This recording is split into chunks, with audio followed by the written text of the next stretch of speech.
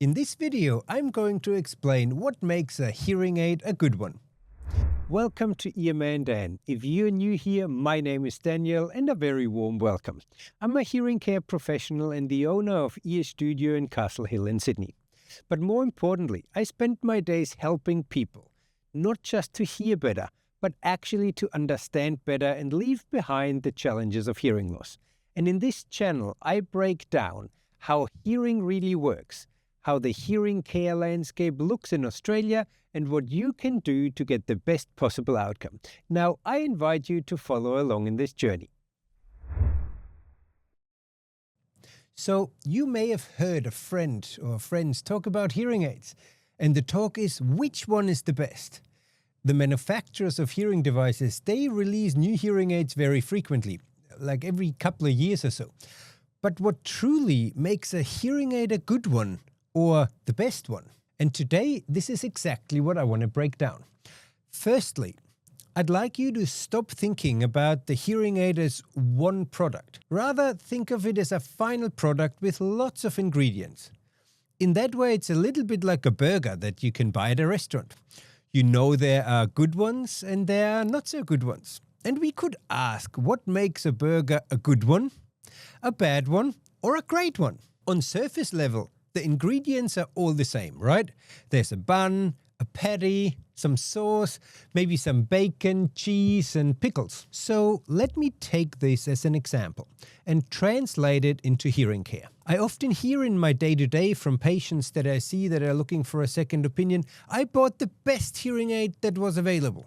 And in that case, the client had defined best as the most expensive. They bought the highest priced hearing aids thinking it's the best. But the price tag alone doesn't make it good.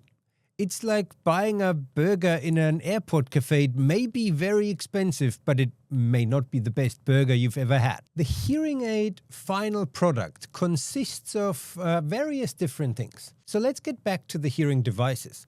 The hearing aid final product, so to speak, consists of various aspects of it. It's the style and type of the product, the quality of the hardware, and the quality of the software that's running on the hearing aid. And then, very importantly, it is actually how the hearing care professional has programmed that software, how it's been coupled to the ear, what power level it has, and what accessories may be needed. Now, all of those aspects really have to be good, and if you cut corners in any of them, it will impact the whole solution. Let's first look at the hardware. Now, that's the product that sits behind the ear, or in the ear in some cases. This must come from a reputable hearing aid manufacturer. We say it should come from one of the big 6 hearing aid manufacturers. And it should not be a device that is what we call white labeled. That is like carrying the name on the hearing aid of the retail place where you bought it from. That in some cases, or in many cases actually, makes it very difficult or impossible to get that device serviced, repaired, or even reprogrammed at other locations if you were to move to another city or if you just wanted to change hearing providers. Now, once we know that the hardware of the device is good and it's from a good brand, the software that's running on the device must be good too. And what I mean by that is that the functions that the manufacturer puts into that hearing aid. In simple terms, they produce software with certain features. For example, there could be like a washing machine for sound in the hearing device that is designed to remove annoying noises. It contains functions such as like a zoom microphone that it can listen to different directions and cut out certain sounds to make sure it focuses on the voice in front of you. Or otherwise crucial functions that help hearing care professionals to shape the hearing aid sound and the settings so it fits your hearing loss really well. It also includes, for example, an automatic so that you don't have to fiddle a lot with the devices in your day-to-day life, and there's then a whole bunch of other functions in there. Now, all of those functions are developed by manufacturers to the best of their ability and to the best of the technical availability at the time of development. Then they take all these features and pack it into their top range offering, their top range device.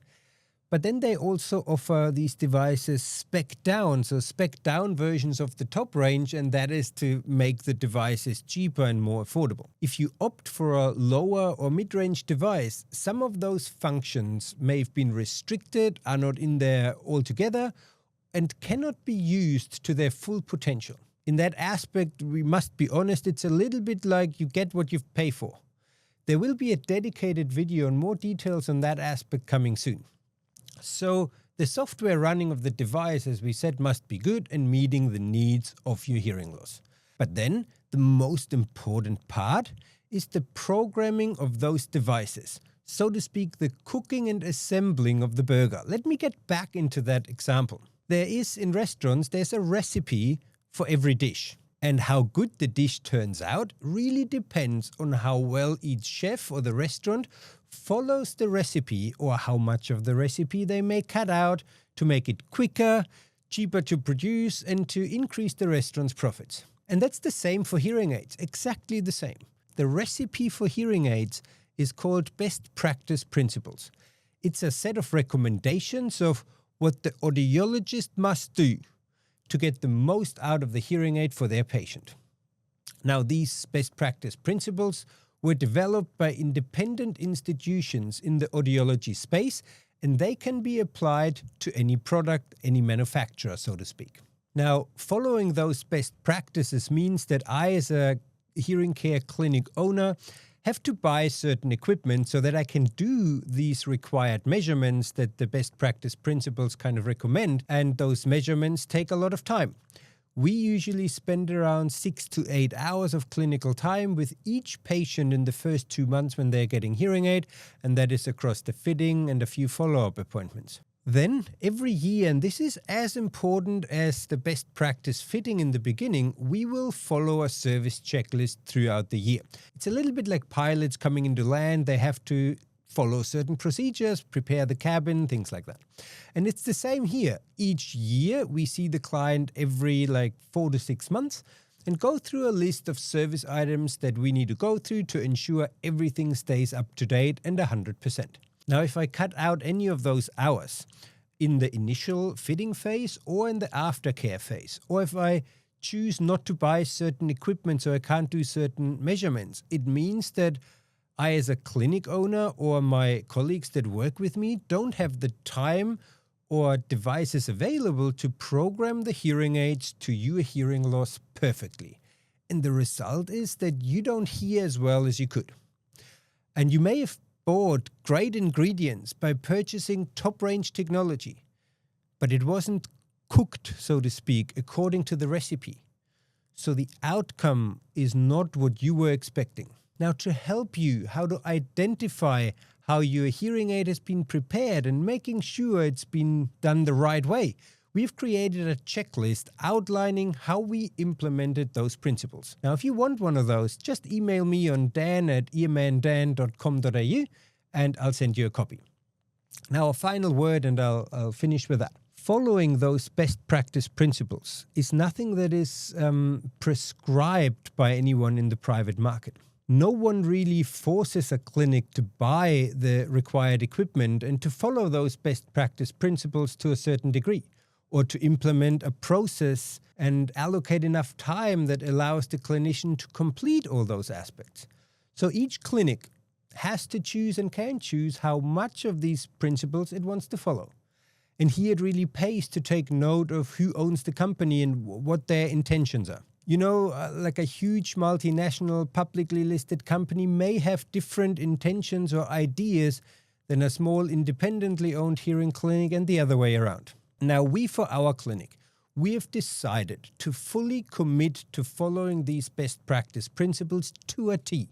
I'm German, and it's kind of in my blood to follow checklists to a T, so that's why I've decided that for my clinic.